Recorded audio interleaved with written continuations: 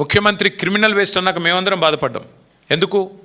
ఇదే ఇంజనీర్లు కదా ఇవాళ తెలంగాణలో చదువుకున్న ఈ పిల్లలే కదా ఎక్కడో అమెరికాలో కూడా రాణిస్తూ ఉన్నారు. ఎక్కడో అమెరికాలో ఐటీ రంగంలో ఇవాళ మన పిల్లలు ప్రపంచాన్ని శాసిస్తూ ఉంటే ఆ ఇంజనీర్లను పట్టుకొని ఇవాళ తెలుగు రాష్ట్రాల పిల్లలందరూ హైదరాబాద్లో చదువుకున్న వాళ్ళు లక్షల మంది ఉన్నారు అమెరికాలో. వాళ్ళందరూ క్రిమినల్ వేస్టా?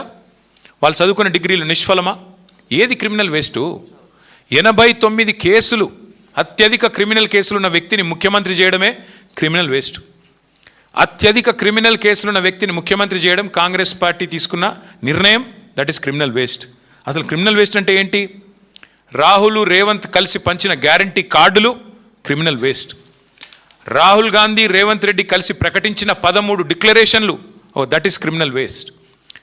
కరువు టైంలో 100 టీఎంసీల నీళ్ళని కిందికి వదిలేయడం, దట్ ఈస్ క్రిమినల్ వేస్ట్.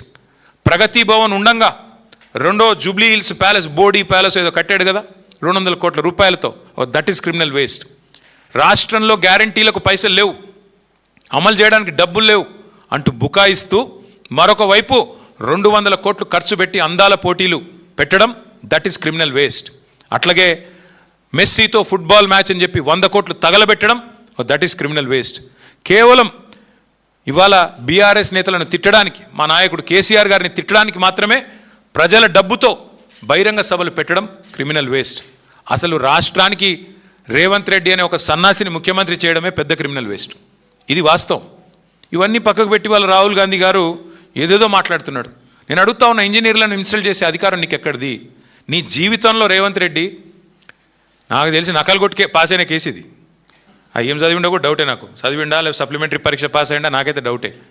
ఎందుకంటే ఆయనకి సప్లిమెంటరీ పరీక్షలు పాస్ కావడం కూడా ఆయనకి కొత్త ఏం కాదు. అసెంబ్లీలో ఓడిపోయాడు, 3 నెలల తర్వాత వచ్చిన పార్లమెంట్లో సప్లిమెంటరీలో పొరపాటున గెలిచాడు. ఏం చదువుకున్నాడో ఎవడికి తెలియదు. ఆయన ఇవాళ మాట్లాడుతున్నాడు చదువుకున్న వాళ్ళ గురించి. ఏం మాట్లాడతాడు?